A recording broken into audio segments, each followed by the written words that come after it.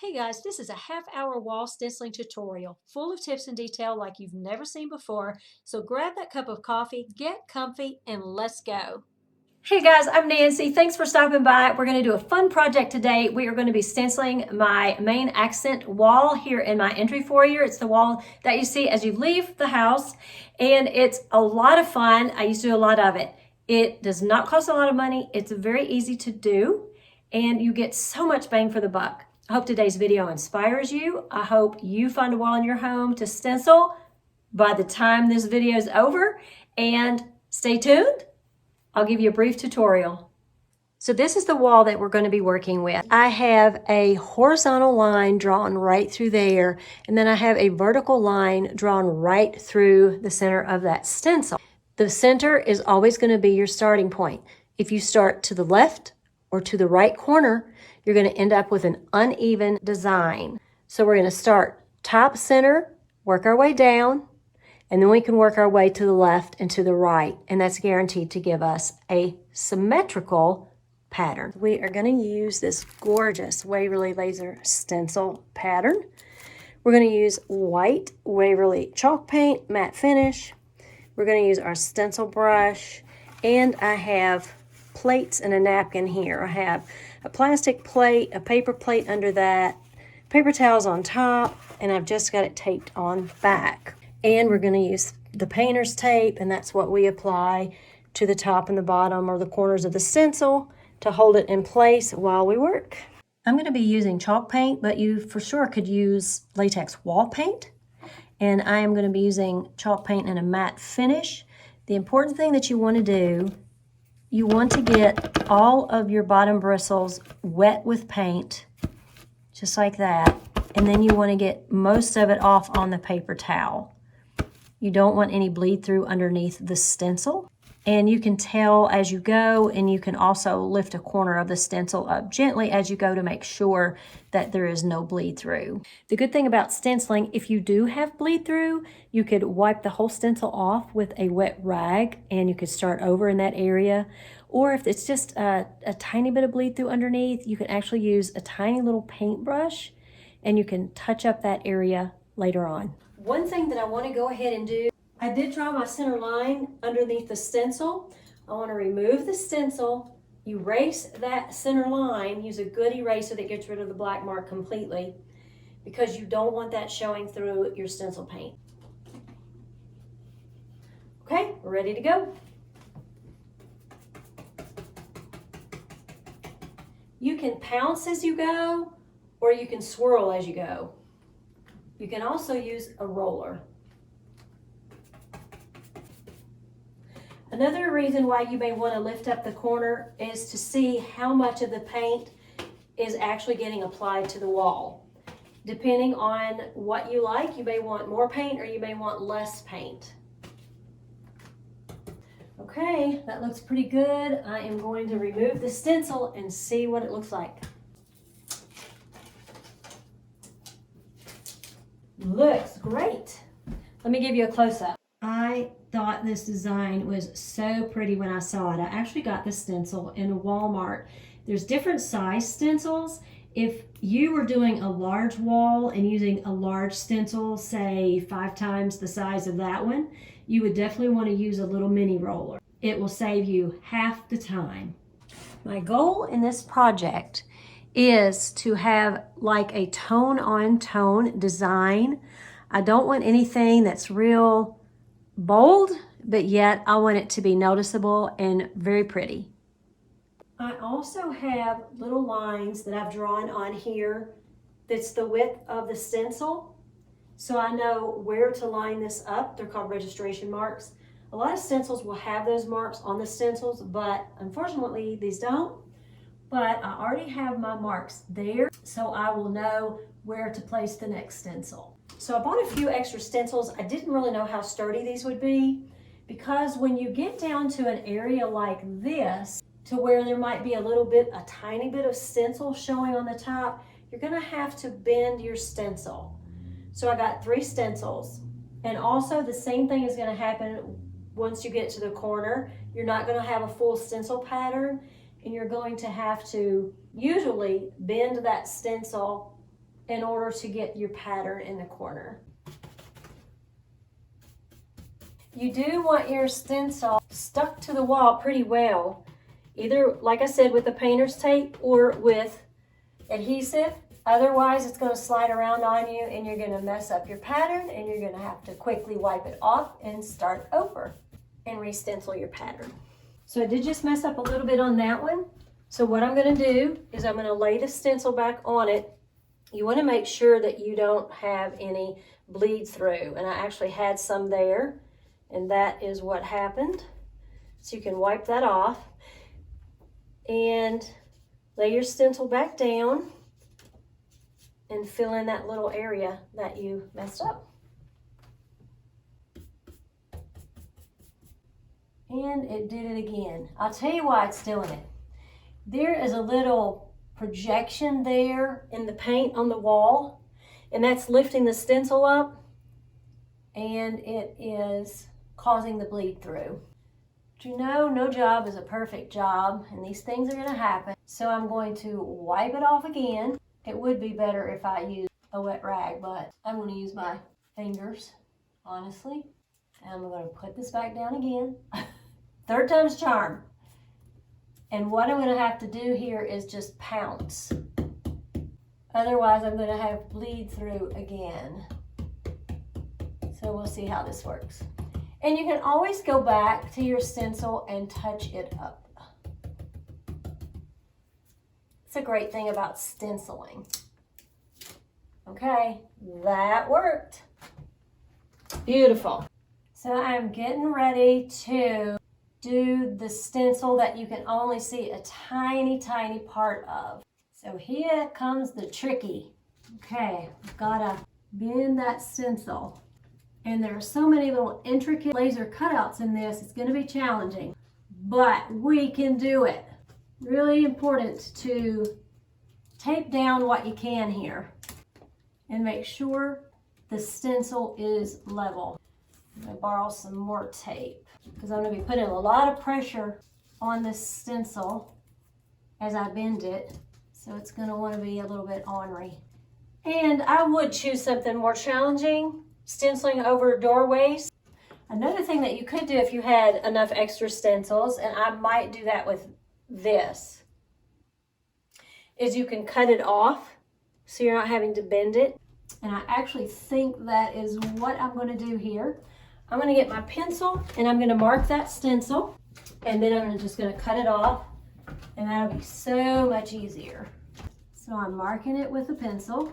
This is challenging too because this fabric that this stencil is made on, it doesn't want to bend and it doesn't like to be marked on.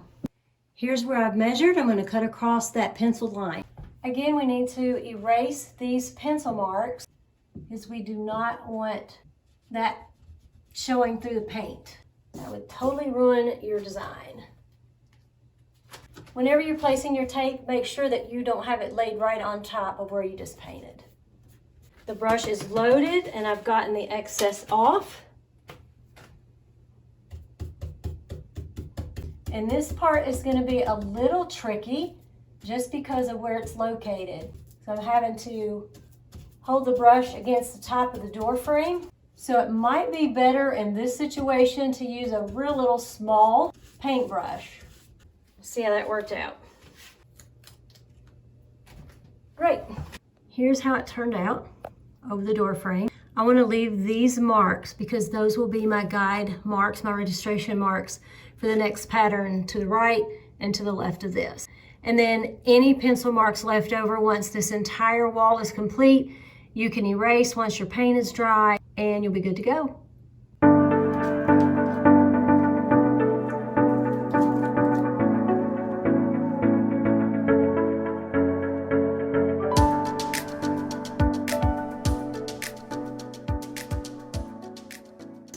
Remember what I told you about the walls not being even? Well, apparently the ceiling isn't either.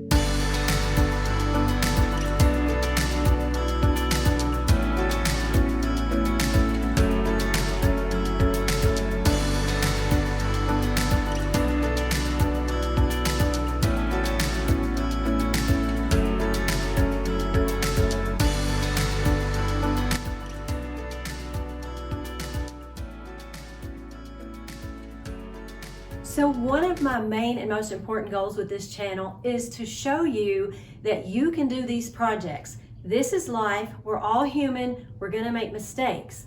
We're not all professionals at every single thing that we do. However, I am a very detailed person and I like to do things the right way. And we're going to have challenges. It's not going to look perfect, but it can look great. And it's all about doing it on a budget, no matter what your budget is, with a little bit of time, a little bit of effort, and know-how, which is what this channel is all about. Me showing you how to do these things, how to save money, not necessarily how to cut corners, because those words to me means that you're not doing things the best way that they probably need to be done. So I don't want to say cut corners, but how to do things the smart way, how to save time, how to save money, and still have a beautiful home no matter what your budget is. One more thing I want to show you. I also put the level up here with the leaf pattern that sticks out the furthest and line that up with this leaf pattern here that sticks out the furthest, and it's exactly right on. Right, the bubble is right in the middle of the level. So that is a double check method. So I want to show you how I cut out this piece. And this is what's going to go in this area right here. So I came up here to where this last template was and put the pattern back on there. So I've got my mark right there. So what I did is I took the top edge of one of the extra templates that I had, lined it up with there, drew my pencil mark, and then got the level and made it straight, and then I cut that edge off. So I've got my registration marks all the way down through here, and those are my guidelines, so I know where this needs to be taped each time. And it's also, if you cut this design in half, it would be the exact same thing on either side. So you can line it up with the pattern that you see here beside it, and that will be most helpful. Come down a little bit. Right about there. And then when you eyeball it, you can tell that that's pretty even right there. You may need to reposition it a few times. It's a little different working with a piece of a stencil as opposed to the whole stencil. But I want to make sure everything is lined up appropriately here. And you can also get the level to give you an idea if you're even or not. Okay, looks good. I have always stenciled by myself. But last night, at the very end of what I was doing, I got my husband to help, and he held the paint tray. So I didn't have to get up and down the ladder. So if you have knee issues or anything like that, it's best if you have help while you're stenciling, for somebody to pour fresh paint and hold the paint tray for you, so you don't have to get down as much from the up and down from the ladder as much. I always want to wipe off any extra paint on the underneath that has bled through. Because of the awkward position of this, I can't tape this side of it, so it's a little more easy for bleed through to occur, but that's happened this whole time, so I'm not worried about it. I still managed to get it to work out just fine.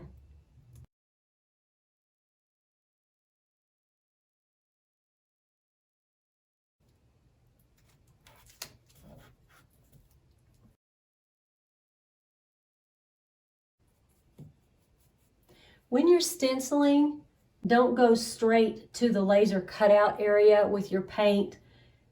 Put your brush on the outer edge of actually the laser cutout and work your way in to the cutout. That will help you not get so much paint and have so much bleed through under your stencil. And bleed through is when paint gets on the underneath side of the stencil where you don't want it. So start here and work your way in. You don't have to start way over here, but just a little bit, so you're not getting so much paint all at once where these cutouts are. Just a tip if you're new at stenciling. One of the things I love about stenciling, and you can see here, it has a 3D effect. That's where I've gotten a little more paint on the edge, so I love that look. It almost looks like a plaster.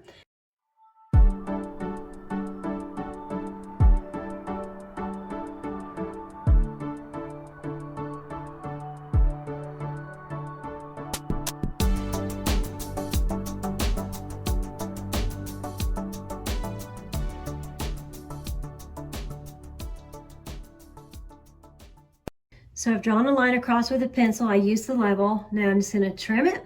And this is why I bought 3 of these.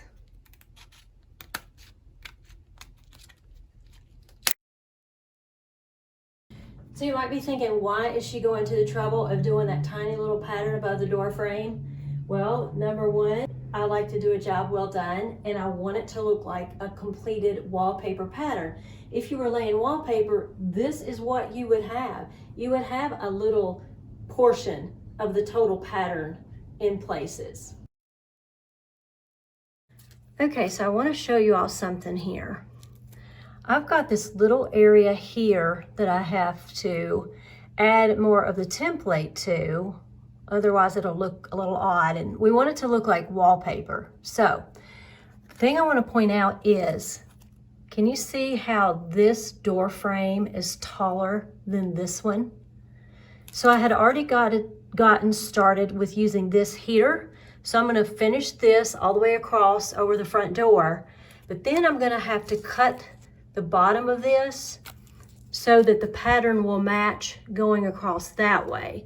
Because if I'm starting here and I'm moving up to a door frame that's taller, then do you see how more of that bottom's going to have to be cut off so it'll be even all the way across? So I want the wallpaper pattern to look even, although the door frames are not the same height. So this house is, I don't know, maybe 25, 27 years old. And this is the problem you can often run into in older homes like this. So beware, examine your area that you're going to be working on or around. You need to be aware and know, are the door frames the same height? You know, how is your spacing between door frames? This is a wider space here than it is between those two doors there. So I have probably every challenge imaginable on this job. It's very time consuming, but I'm hoping once I'm done, it'll be well worth it. The ceiling is not even. You can see that right there. Kind of goes downhill a little bit. I know it's the perspective of the camera lens right now, but trust me, it's different. And the wall space, again, is going to be different from here to ceiling because this door frame is taller from door frame to ceiling, and this door frame is lower from door frame to ceiling. So I have to account for that. So this is where a second pair of hands sure would be helpful. So I want to show you how I'm going to know how to cut this stencil. So this is the stencil that I used over the top of the door frame there. Since this door frame's higher, we have to cut the stencil down. So I'm going to this middle stencil right here, and I'm placing that right where it would go.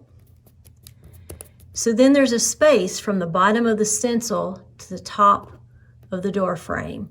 I'm going to make my pencil mark right there. I'm going to get my level, draw a line all the way across, and I'll know how much to cut off of this piece.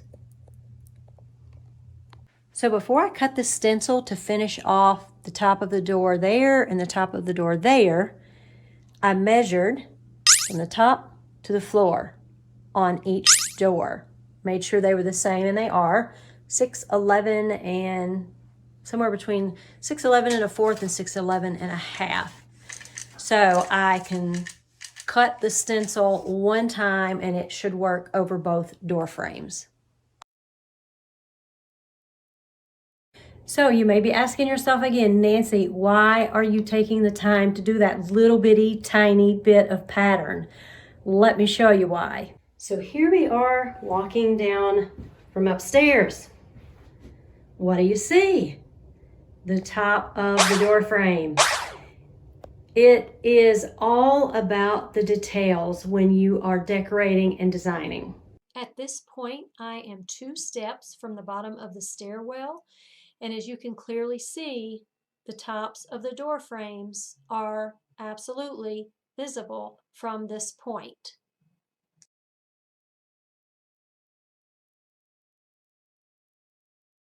The last thing to be determined on this project, according to stencil placement, is do I need any stencil down through there and on the opposite side as well. It's a tiny space, but to be consistent with the rest of the stenciled wall, we must tackle these corners.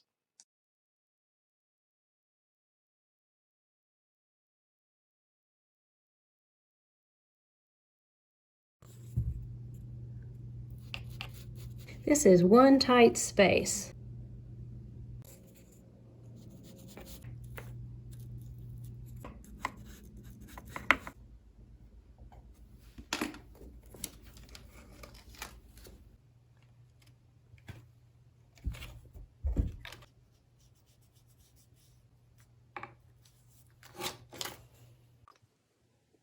Guys, I am so happy with how this project turned out. I love my stenciled wall. It's subtle, but yet it has visual texture, and it gives this space just what I wanted it to, a hint of texture and beauty. I love the way it turned out. I hope you'll tackle a job like this, and leave a comment below and let me know if you are getting ready to work on any projects like this. And if you are new to my channel, I'd love for you to hit that subscribe button. I upload new content weekly. And if you got value from today's video, please hit that like button. Thanks so much for watching. Be sure and check out my playlist for more DIY projects like this, and I'll see you in the next one.